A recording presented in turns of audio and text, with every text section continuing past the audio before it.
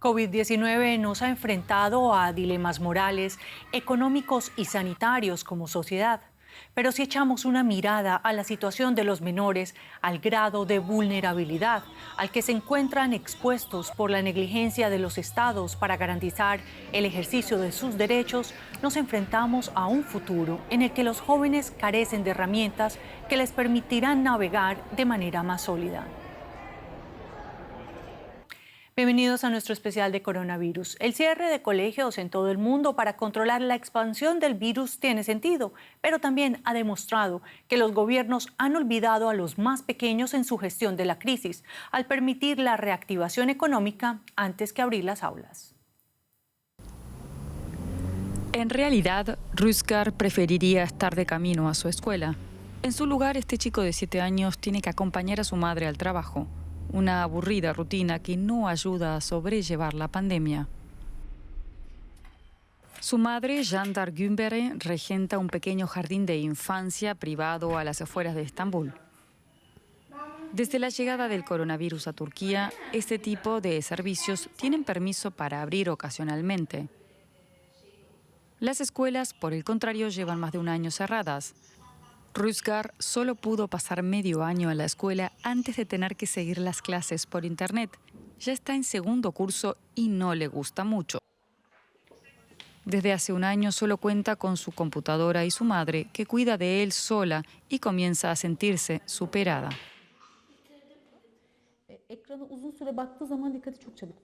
A Rüzgar le cuesta concentrarse con la computadora. Todavía no sabe leer ni escribir bien. Los niños ya no se interesan por nada, no quieren salir de casa y comienzan a desconfiar del mundo exterior.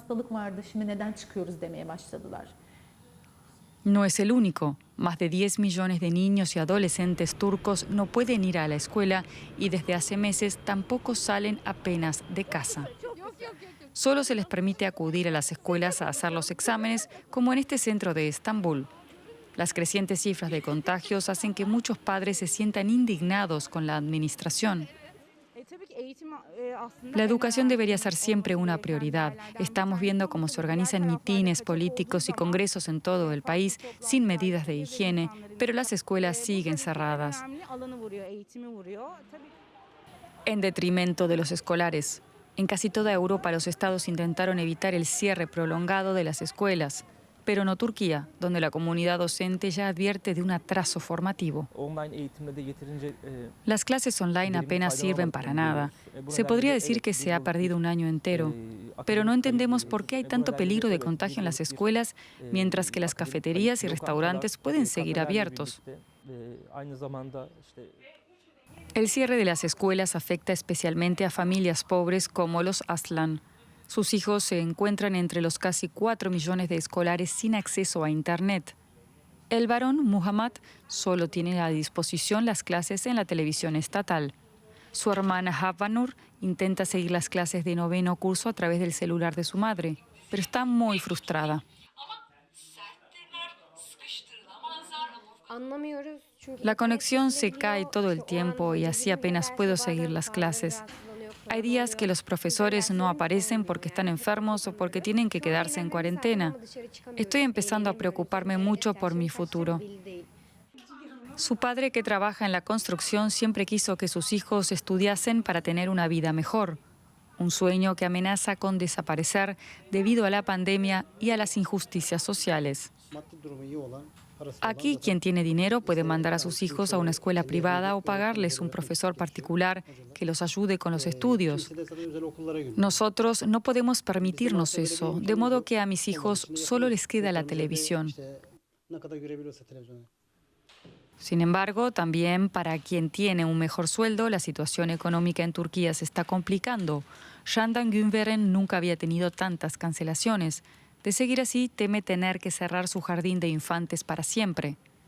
Aunque los auténticos perjudicados aquí son los niños, como su hijo Rüzgar, quien pronto podría incluso olvidar qué es una escuela. Los estragos de la pandemia en los más jóvenes. Para conocer la situación en la región de América Latina y el Caribe, hemos invitado a Jürgen Schubelin, sociólogo y encargado del tema de migración forzada y refugio de la ONG alemana Kindernothilfe. Señor Schubelin, gracias por aceptar nuestra invitación. ¿Qué balance hacen ustedes desde su organización sobre el manejo de la crisis respecto a los menores en la región? Gracias a usted por esta posibilidad. Primero hay que decir, niñas y niños no han sido ni la cara ni los protagonistas de esta pandemia, pero se han convertido ahora en sus principales víctimas. ¿Por qué víctimas? Porque, como usted explicó en el reportaje anterior, los sistemas de educación fallaron. En América Latina hubo lockdowns mucho más prolongados que aquí en Europa, hasta 15 meses sin educación presencial, y estudios recientes demuestran que hay cientos de miles de niños en todo el continente con los cuales las escuelas completamente han perdido el contacto. Esto, entre otras causas, tiene que ver con la ausencia de 40 millones de conexiones de Internet en las casas, así que ni siquiera homeschooling como nosotros lo conocemos es posible. Eso significa que hay una generación de niñas y niños, y sobre todo de los más pobres, que no van a ni concluir ni poder seguir a sus caminos educacionales. Eso significa que el aumento de pobreza que estamos notando en América Latina se va a agravar. Conocemos las cifras, son más de 40 millones de personas más que desde el 2019 hasta el 2020, gracias a la pandemia, cayeron en condiciones de pobreza. Y ahí, sobre todo, la nueva generación está sufriendo. Niños no van a tener la perspectiva de oficios adecuados, aumenta el trabajo infantil con todos sus riesgos y las explotaciones, y por supuesto aumenta también la violencia, porque este aislamiento forzado, esta invisibilización de los niños significa que están mucho más expuestos a situaciones de violencia intrafamiliar. Las cifras que conocemos de los diferentes países son alarmantes. Señor Schubelin, aquello de que la juventud es el futuro es una promesa aún más vacía durante esta pandemia en muchos lugares del mundo. ¿De qué manera se puede corregir este rumbo en América Latina y el Caribe? Bueno, nosotros como Kindernothilfe reivindicamos ahora un esfuerzo mundial, internacional, de solidaridad con América Latina. El continente requiere de muchos recursos para combatir lo que está pasando allá.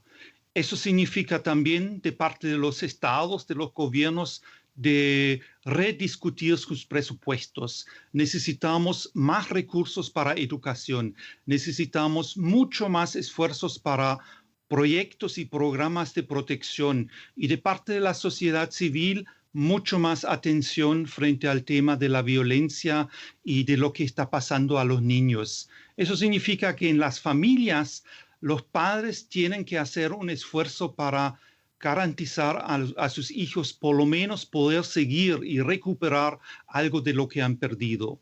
Y con respecto al tema de la violencia, nosotros estamos convencidos que eso merece un esfuerzo continental para parar ese flagelo. Sin duda, esfuerzos titánicos. Gracias, señor Jürgen Schubelin, sociólogo de la ONG Kindernothilfe, por estos análisis. Muchas gracias a usted. Y en la India, durante la mortífera segunda ola de COVID-19, el gobierno ha registrado que 577 menores de edad han quedado completamente huérfanos. Aquí el reportaje. Preti Podar lleva 9 años trabajando con niños de comunidades desfavorecidas. Se trata de niños que han sufrido grandes pérdidas y que se han visto obligados a crecer antes de tiempo. Desde que comenzó la pandemia de COVID-19 son cada vez más. Los niños se ven obligados a abandonar la educación y a asumir responsabilidades domésticas. También se ven empujados al trabajo infantil, ya que sus familias han perdido ingresos. Además, al pasar mucho tiempo en casa, se producen muchos más casos de abuso infantil. Aún hay otra trágica consecuencia de la pandemia que afecta a la infancia. Muchos niños han perdido a sus madres o padres o a ambos, lo que los deja en una situación de extrema vulnerabilidad. Desde el año pasado, la ONG en la que trabaja Preti ha prestado apoyo a 13 niños que han quedado huérfanos a causa de la COVID-19, ayudándolos a instalarse con otros familiares. Sonal Kapoor Singh, fundadora de la organización, afirma que si bien los niños que han quedado huérfanos lo tienen mucho más difícil y necesitan atención inmediata, es necesario un enfoque integral para atender a todos. Se habla mucho de los huérfanos por COVID, pero estos casos son solo el 5 y 6%. En el otro 95% de los casos, los padres empujan a sus hijos al comercio sexual y al trabajo infantil. La verdadera cuestión aquí es observar las distintas formas de vulnerabilidad para saber qué niño está en gran peligro y cuál necesita más apoyo. Anurag Kundu, director de la Comisión de Delhi para la Protección de los Derechos del Niño, también defiende la necesidad de un enfoque más amplio. Deberían pasar tres cosas. Primero, que haya planes que proporcionen ayuda financiera a estas familias para garantizar la subsistencia básica. Segundo, que los gobiernos exploren formas de mantener a los niños en las escuelas. Y tercero, asegurar el sustento de la familia o asegurarse de que se inscriban en los diferentes planes existentes del gobierno, ya sea de racionamiento o de lo que sea, para garantizar que cada familia tenga los medios adecuados. Como medida urgente e inmediata, la Comisión ha puesto en marcha una línea de ayuda infantil. Preti dice que muchos de los niños con los que se encuentra están ahora mismo en situación de crisis. Parece que la COVID haya echado a perder los años de duro trabajo que habíamos invertido, nosotros y los niños. Ahora estamos intentando que vuelvan a los estudios. Estamos intentando curarlos a través de distintas actividades y ayudarlos a salir de las difíciles situaciones que padecen. Preti dice que a pesar de sus esfuerzos, pasará mucho tiempo antes de que los niños sean capaces de superar el dolor y el trauma que la pandemia les ha infligido. Unas secuelas que nos obligan a replantearnos la manera en la que queremos fortalecer a esas nuevas generaciones. Y hasta aquí nuestro especial de COVID-19. A ustedes, gracias por su confianza y hasta pronto.